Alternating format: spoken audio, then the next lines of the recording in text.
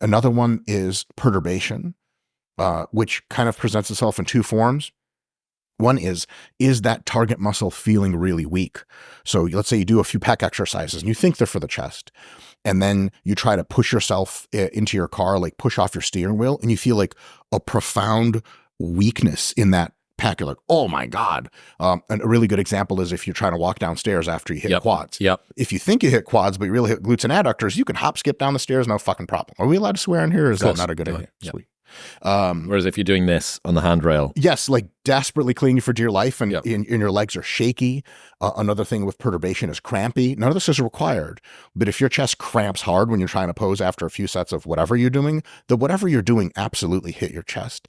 The other thing is weakness too. So if I tell you, hey, this mega pec workout, what's your best bench? And you're like, well, it's like, 200 pounds for a set of 10. And I take you through a mega pec workout. After that, if we put 200 pounds on there, if you bench it for any close to 10, your pecs never got very fatigued, which almost certainly means they never got very stimulated. So you should see a pretty big repetition strength drop off. If you can barely do a push-up after a chest workout, oh shit, something happened to your pecs for sure, especially if you feel like your chest is the kind of onus of weakness in that movement.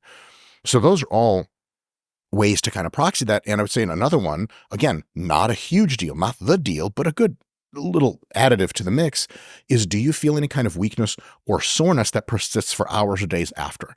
So for example, if you do some kind of new quad machine at your gym and 2 days later, your inner thighs are sore, your glutes are physically sore, your quads aren't, either the way you did it, which I'm sure we'll get to technique, or just the exercise itself. It says quads, but it's really not quads. Maybe it is to some extent, but you would expect if you had a novel stimulus to feel some kind of soreness.